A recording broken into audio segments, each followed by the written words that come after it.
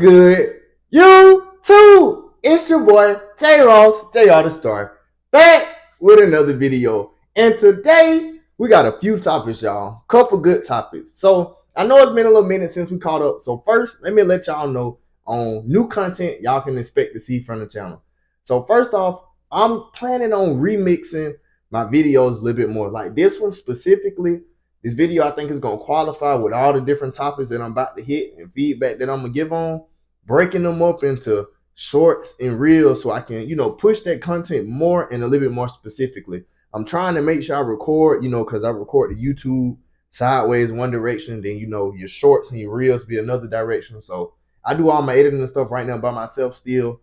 So I'm working with that to make sure that come out. Another thing, this weekend coming up, we in Houston, Memorial Day weekend. Vlogging that weekend for sure. I'm expecting it to be a movie. Got a lot of trips, a lot of family vacations, vacations in general coming up, motions, celebrations coming up. So we got more vlogs and stuff coming for y'all too as well. Just want to update y'all on the content on the way. But other than that, man, let's get right into it. Now, before we get going too far, make sure y'all like, comment, and subscribe. Same stuff I tell y'all all the time. I appreciate all the support. Every click, like, comment, it really goes a long way. The topics that we got today, they really gonna cause for a lot of feedback, and I really want feedback. So make sure y'all jump into the comments and let y'all know how y'all feel about these topics. Make sure you leave a like. It really goes a long way. Share the videos with your friend. We appreciate the support always. You can expect weekly videos coming from this channel with vlogs, current events, daily updates, and more. So for our first topic here, I had to pull out the iPad because I want to make sure I quote what they said specifically. If you all haven't seen it already, it went viral. There was a dispute in the United States House of Representatives between Republican Majorie Taylor Greene from the state of Georgia and the Democrat Jasmine Crockett from the state of Texas. Now I'm going to quote exactly what they said directly during this dispute. So during this dispute, I think it was a committee meeting, regular work going out throughout the White House. Majorie Taylor Greene speaking to Jasmine Crockett. I think your fake eyelashes are messing up what you are reading. Yes, I think your fake eyelashes are messing up what you're reading. This was said inside the United States House of Representatives. Yes. Jasmine Crockett took offense to it, as you could tell from the video, as she should have, and responded, beach blonde, bad built, butch body. Ain't that a tongue twister? So I quoted, directly what they just said. And now I can put the iPad down for a second. So first off, my response to this when I seen this and dig into it, black women, black people in corporate America are placed in positions to where they always have to take the high road and be the bigger person. In my opinion, her saying, oh, she can't read because of her eyelashes. I'm paraphrasing. She might not be reading the right thing because of her eyelashes. In my opinion, I believe that was a racist remark. Jasmine Crockett, I seen that she said that she think it was racist and had racial undertones.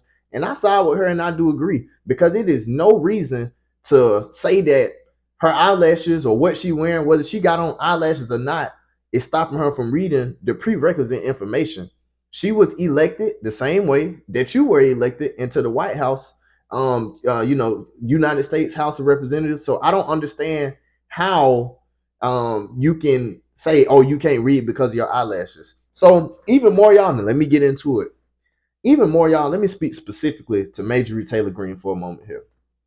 As a person from Georgia, I think she is a terrible representation of Georgia. I do not like how she moves, the decorum that she does not have. If you all didn't see at the State of the Union address, she was at the State of the Union in a MAGA hat, MAGA shirt, like not even in, typical, formal, business attire that you usually see politicians wear. Like the decorum is not there. Blurting out multiple times during State of the Union address. And look, if she's a supporter of Trump and you want Trump to be here, fine, cool, that's fine. But where's the level of decorum as a person that's elected in the House of Representatives? I think Majorie Taylor Greene makes a mockery of the position, and I do not like personally, as a person from Georgia, how she represents the state. I know it's other states and other people that look like, yep, that's what they do down in Georgia. See Majorie Taylor Greene, that's Georgia right there. And that's not a real representation of Georgia. That's a representation of her MAGA extremist ideas.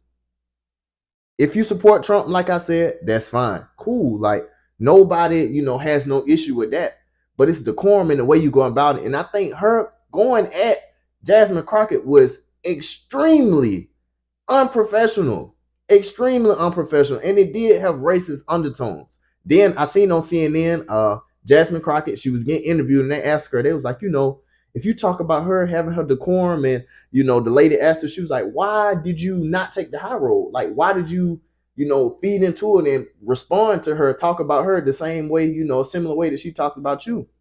And Jasmine Crockett, she responded, she was like, people like that, Majorie Taylor Greene, if you allow her to keep going and going and going and never say stop, she's not going to stop. Until she was basically saying, like, you have to tell them to stop. You cannot allow them to walk over you. And as a black person in corporate America, and I'll say that to all black people, you have got to stand for yourself. Nobody's going to stand up for you in those kind of situations. If you don't stand up for yourself, I agree with Jasmine Crockett that it's not going to stop.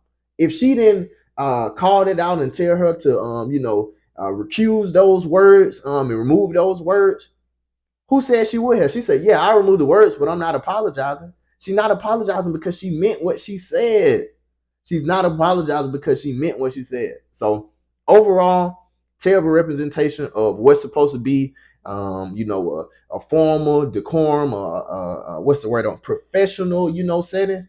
Like the House of Representatives right now, it just looks like it's called what it is. It's like a circus. We don't know what's going on in there. It's just arguing, constant bickering and drama going back when we need to get things done for the country, for the people. So that's my comment on that. I hate that Jasmine Crockett was attacked like that. You work so hard, you get elected, you do every single thing the proper way, and then still to get called out, oh, you can't read because of your eyelashes. That's just unacceptable, nasty act.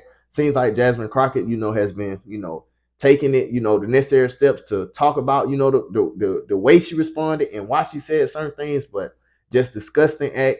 I don't think Majorie Taylor Greene represents Georgia well. And personally, I hope that this decorum in the United States House of Representatives in general, period, gets under order soon. The next topic that I got for y'all, number one golfer, Scottie Scheffler, was arrested Friday morning on charges of second-degree assault, third-degree criminal mistrial, reckless driving, and disregarding signals from an officer directing traffic, according to his arrest citation and jail records.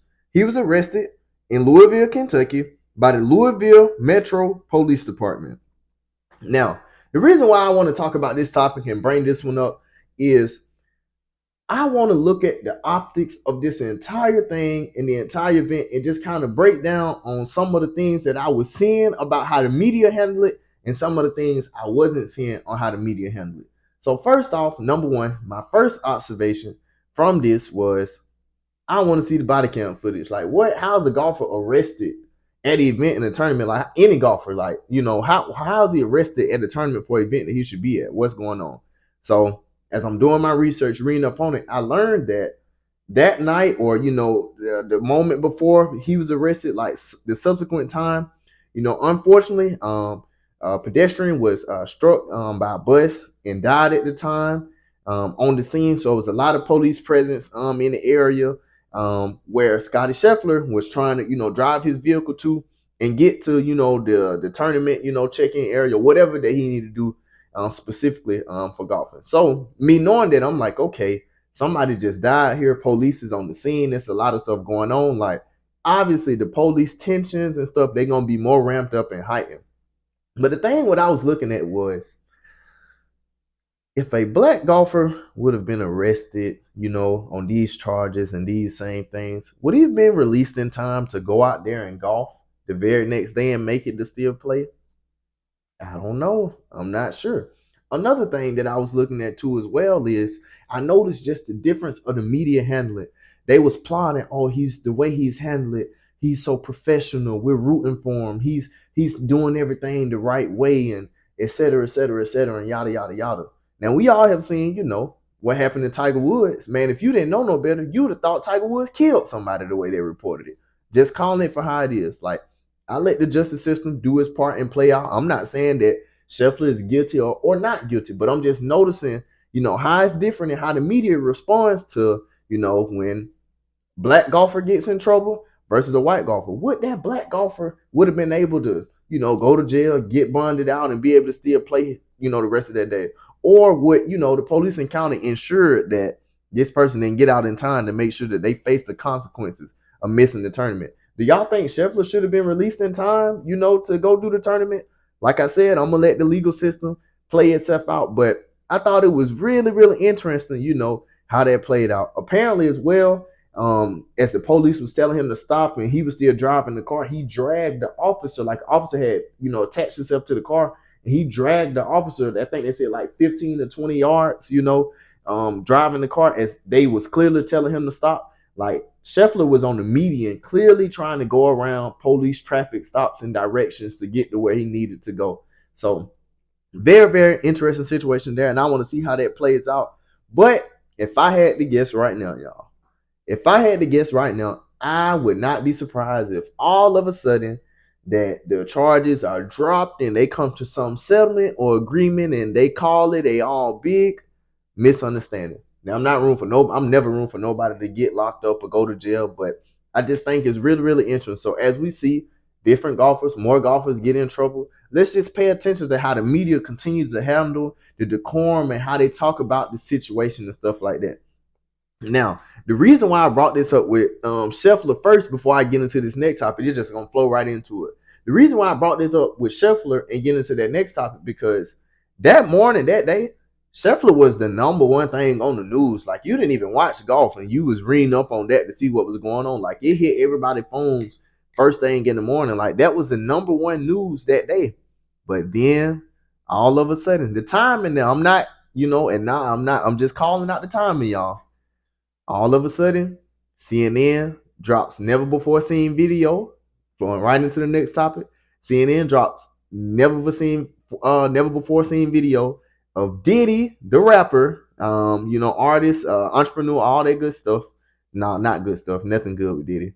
But Diddy, the video was released of him beating and attacking the artist and singer Cassie. Now, this video, this footage, you can go watch it on your own. I'm not putting that in my video or promote any of that. But the footage is horrifying. It is horrific.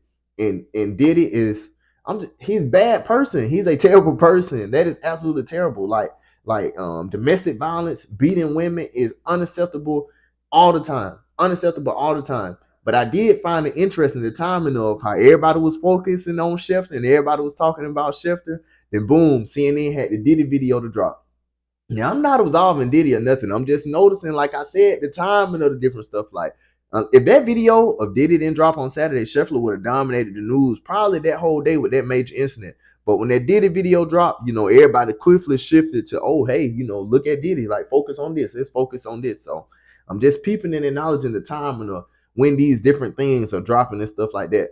But Diddy, that video of him being Cassie, like, don't play no music or Diddy around me. Like, I know what they say, no Diddy there, none of that. I do not support him. I never really have like listened to his music or nothing like that. Like, not for real, not quite my era. But like, terrible person. He also went out and dropped a video, like basically saying like, I'm sorry, I was in the darkest time through my life. The darkest times in your life do not mean that you beat women. It's not acceptable. Like, I don't want to hear. I don't even know why he dropped the apology. Like, you're a terrible person. Diddy's a terrible person. If you want to go watch that video, by all means, I'm sure you can go find it yourself. But that's just absolutely horrific video. And that's why I want to take the moment to denounce domestic violence, denounce being women, black women, all women, anything. You should not be putting your hands on a female. Like, it's just absolutely unacceptable. Horrific thing. Diddy, I seen as well. LAPD, they posted, they was like, we can't prosecute this, all this kind of stuff. Boom, boom, to boom. Like, unfortunately, like, we seen the video, but it's nothing that we can do to Diddy. I hope Diddy get his karma. I don't know how he keep dodging the police and dodging all this stuff with all this money and stuff that he got, but I hope he really gets his karma, man, because that's just not good. It's not smooth. Like, beating up women, doing people like that, kicking her on the ground, just disgusting, absolutely disgusting. So Don't play no Diddy around me. Don't show me nothing about no Diddy. I don't forgive no apology. I don't care about nothing what he said. Nothing that Diddy got going on got anything to do with me. Keep that stuff away from me. Bad on Diddy. Cassie, I hope that you're able to, move on and try and regain some mental peace and move on from that situation, because even with the video dropping, I know that it's traumatic to Cassie to have to replay that again now. Like, whether she opened up her phone or her family, her friends, her kids, anything, like having to replay that image. Like, so I hope Cassie is able to, mentally continue to grow and move on from that. But horrific scene altogether, man. Boo Diddy. Terrible guy. For my last topic today, as I'm recording this video, President Joe Biden was the 2024 commencement speaker at Morehouse College graduation. Now, I was able to catch this speech live. I was able to catch it this morning. It was early, like 9, 10 a.m. Before he got up and spoke. So I was able to catch it live and was able to actually listen to it as it happened. But before I get into Biden's comment and his feedback on that, I seen on social media the valedictorian of Morehouse. He gave his speech, and he used his speech as a chance to call out for ceasefire in Gaza, and denounce, all the horrific killings of women and children and everybody that's senselessly losing their lives over there. Now, let me be very, very clear, y'all. What's going on in the Gaza Strip? What's going on with Israel, Palestine? Hamas, all of the just innocent lives being lost in general is terrible. It's absolutely unacceptable, and the senseless killings do need to stop 100%.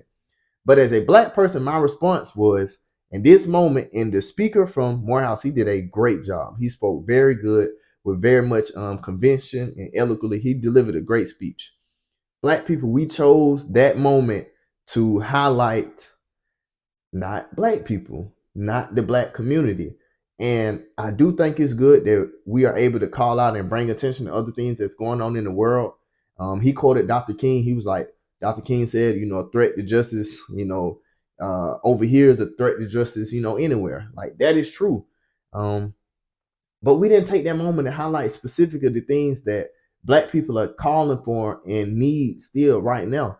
In my opinion, I feel like black people, we continuously get the short end of the stick as we, support other people, support other groups. We stand up for them. But then when it's time for them to stand up for us and have our back, it just seems like the energy just don't quite be matched. So that was one of the first things, that I noticed. Like, in his biggest moments, his biggest chance to kind of stand up, and speak at all the cameras at the president of the United States there, everything being live stream recorded, he chose that opportunity to call out what's going on overseas. And I do think what's going on overseas is significant and it's bad, and changes do need to happen. But I would have liked to see, us take a moment to highlight the black community right there, with all the cameras on. Now, I'm not even just going to say necessarily with Joe Biden there, but with all the cameras on, this was a chance to call out the specific things that black people are looking for in the community. I mean, black people are significant in the elections. They vote. Our vote counts as a lot, like it does. So any politician, whether it's Republican, Democrat, Independent, they're going to, preach different things, try and come to the black communities to, appeal to them to try to get their votes. So I found it interesting. Great job, man, on your speech. You did a very, very good job just speaking through it. I listened to it. You did a very good job speaking. It's just, man, like, black people, man, we have got to highlight ourselves. Nobody's going to highlight us like us. I'm not going to say that was a missed opportunity, but, man, like, I know we looking for and we calling out for other races and other people and everybody to get their justice. But when it's time for black people to get their justice, we need to stand up the same way for ourselves, the same way that we stand up for other people. I'm leaving it at that. Now, to Joe Biden speaking at Morehouse College, I am very, very glad. Shout out to the president of Morehouse for allowing Joe Biden to come down there and speak. And the reason why I say that is because they was like, he shouldn't come. Don't even let him come down here to talk. No, I think it's important that he come down here and talk, because that way you can hear him in person and you can straight up hear from his words at the thing what he has to say. That way, if you like it, cool. If you don't, cool. That's why I was glad that Morehouse still allowed him to come, because if you don't like Joe Biden or agree with anything that you're saying, this is your perfect opportunity to sit right in front of them, whether you was graduating from Morehouse College or in the stands or you watching from the live stream. That was your chance to sit there and listen to Biden directly what he has to say. Nobody, I'm not saying it's good that they let him come. So, oh yeah, everybody go vote, for Joe Biden. No, let's listen to what this guy has to say, and you make your opinion from there. What my shirt says, go vote. Period. Like whoever your party is, do your research your candidates, and go vote. But I just think that it was good that Morehouse allowed him to come in and speak. So okay, after he said all this stuff, you either okay, yeah, some of this stuff he's saying is good. Some of the stuff he's saying he's doing, okay, yeah, like I can resonate with that. Or nah, this ain't quite it. But regardless, you listen to him and you heard him. Me, for example, I'm listening to Trump, I'm listening to Biden, I'm listening to everybody, because how can I make my decision on who I want to vote for if I don't actually listen to the stuff that they saying and what's going on? So I know y'all, it's a lot of trends out here, a lot of agendas that's being pushed. Oh yeah, lean this way and do this, or support that person and do that. Y'all, I said it on previous videos and I say it all the time. Read, do your research, listen to them when they speak, listen to what they say. We all know who the candidates are. Joe Biden's on the Democratic side, Trump is on the Republican side. When they talking, when they doing their rallies or their interviews, and I know they have a debate coming up, which is also in Atlanta, Georgia. I want to say it's June 27th, but I could be wrong. Do not quote me on that. Maybe it's the 21st. Don't quote me on that. I don't got it in front of me. I ain't got my iPad with me, but I know they debating and stuff coming soon. That is your chance to listen to the words that they are specifically saying. They literally telling you what they plan on doing, whether they selling you a dream, trying to get your vote, or something that they really gonna do. Listen to these guys, y'all, and just see. I encourage everybody to go out and vote. I know people out here saying, this election, I'm just gonna sit out, I'm just not gonna vote. Black people, as this country was so founded, we didn't even have a right to vote. I'm gonna always exercise my right to vote, because people went out here and marched and they did so much just to allow me to vote. So I'm never gonna not participate in voting. I'm gonna go participate. But I'm going to do my research. I'm gonna read up. I'm gonna listen to what they're saying, so I can go out there and make the best decision for who I feel like is the best candidate for me. Who I feel like is the best candidate for me might not be the same candidate for you, but that is fine. That is okay. Interesting topics today, but that's all I got for y'all. Make sure you like, comment, and subscribe. I know we had some juicy topics today, so whether you got an agreeing opinion or a deferring opinion, do not hesitate to drop it in the comments. I appreciate y'all always for stopping by. We'll see y'all next time in Houston. Peace. JR the Star out, man.